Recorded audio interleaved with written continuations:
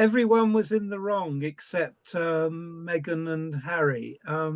They came across to me as a very self-entitled couple. Of course, they are entitled, and sitting in their well-heeled situation in California, it just came across as an extended whinge, I'm afraid.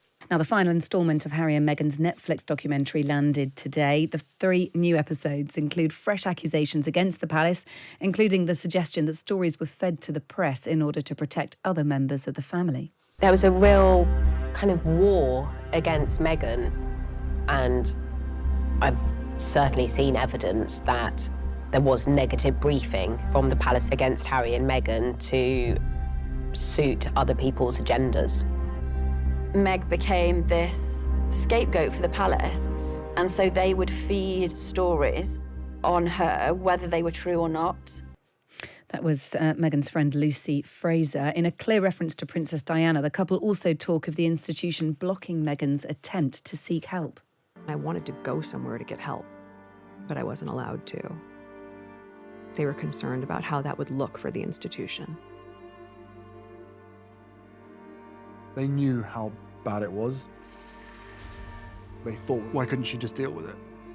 As if to say, well, you know, everybody else has dealt with it, why can't she deal with it?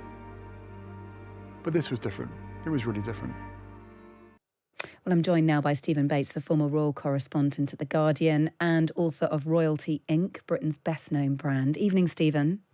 Good evening, Kate. I know that you've sat through all 3 episodes because you got a comment column up about it. Tell me broadly what you made of the final 3 instalments of the Netflix documentary.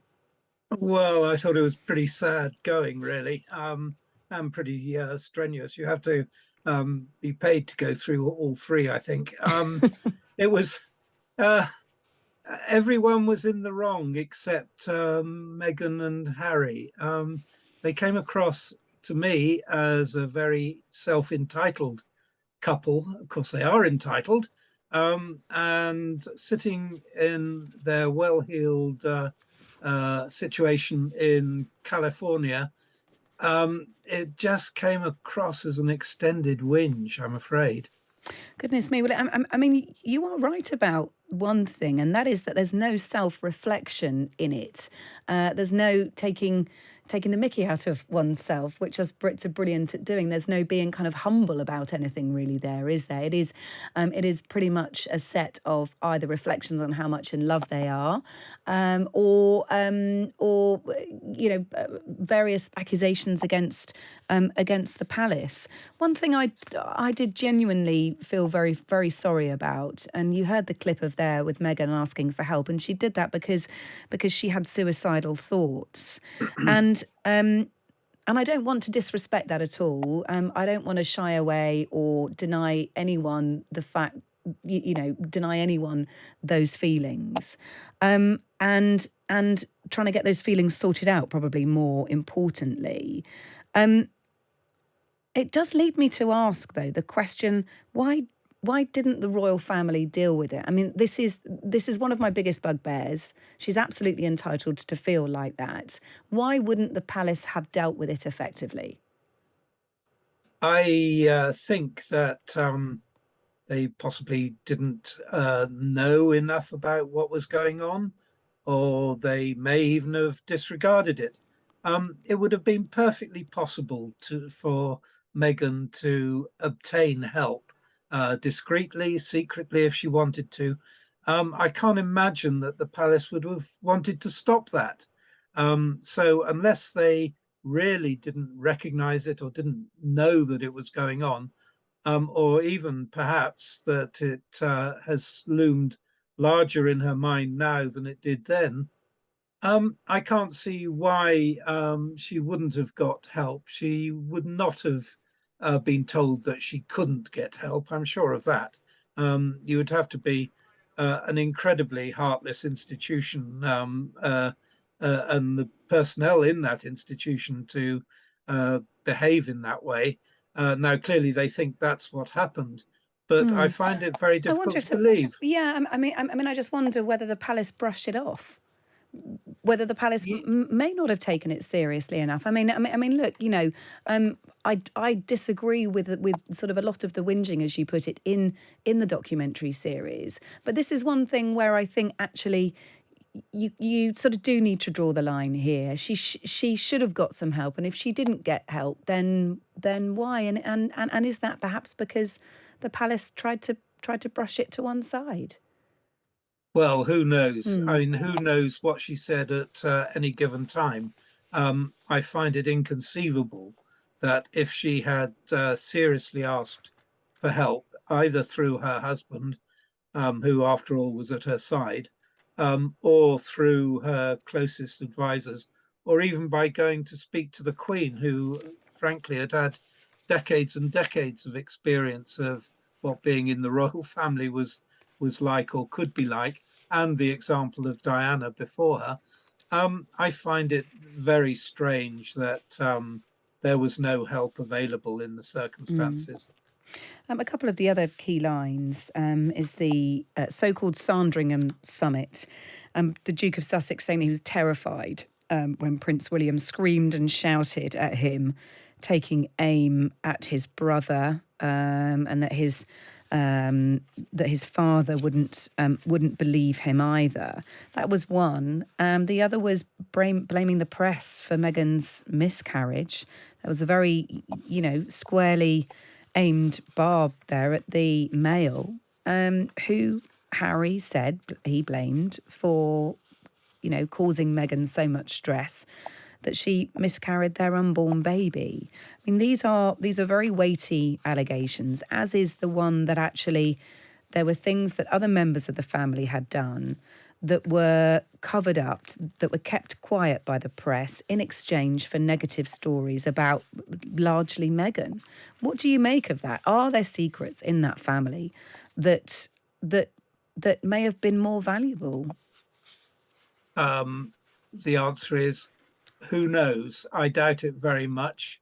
In my experience, it's very hard to get any information out of the palace, let alone briefings and what have you against other members of the royal family, particularly William and Harry, who were the jewels in the crown of the monarchy's future for several years until Harry upped and left. I don't think that there is likely to have been cross-briefing, and I don't think it would have happened in the terms that Harry is alleging in this. As for the Sandringham meeting, again, who knows? I guess that everyone who's got a big brother has been shouted at from time to time in the course of their life and disagreements. And of course, it was an extremely important meeting for the monarchy and for the future of the monarchy.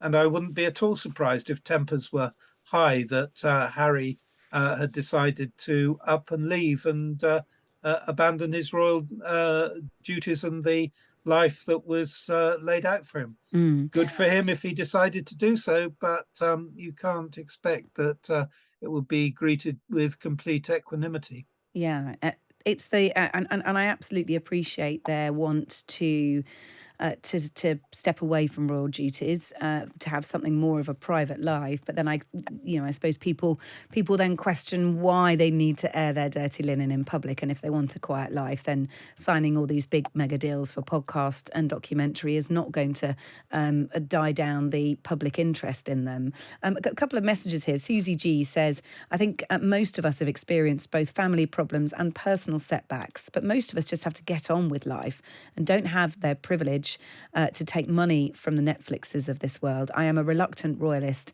but in this ugly scenario, I support the king and his son.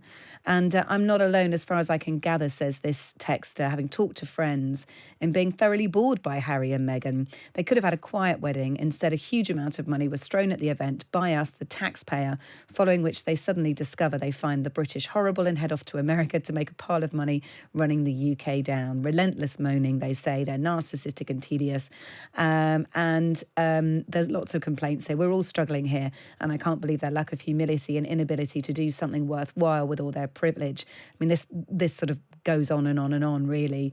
I think that we can get the flavour of that. But those are just two messages that I've had in so far. Will any of the accusations be dealt with by the palace? Will we see any right of reply by the palace at all? I'm sure the media would love it if the palace did respond. I suspect they'll try and keep stum about it, really, Because the palace did after the Oprah interview, didn't they? Yeah, there was a very brief and cutting reply from the Queen. Opinions may vary, or recollections may vary. Yes. And I suspect that will be the palace's default position on the whole saga. I think what your responses show is that there's indifference bordering on boredom and disdain for Harry now.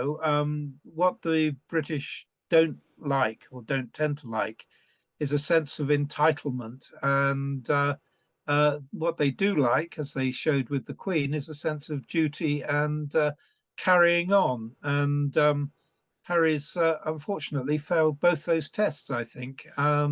It's very sad because he and Meghan had a brilliant future as part of the royal family. They were given every encouragement by the media as well as the palace themselves. The palace had learnt lessons from how Diana was treated. And they lasted less than 2 years in carrying out royal duties and have fled to a pretty soft life in California, for which they're paid an awful lot of money by Netflix to do the dirty on the institution. OK, well, look, thank you so much for speaking to us. That's the opinion of Stephen Bates, the former royal correspondent to The Guardian and author of Royalty Inc., Britain's best-known brand. Good to speak to you, Stephen. Thank you.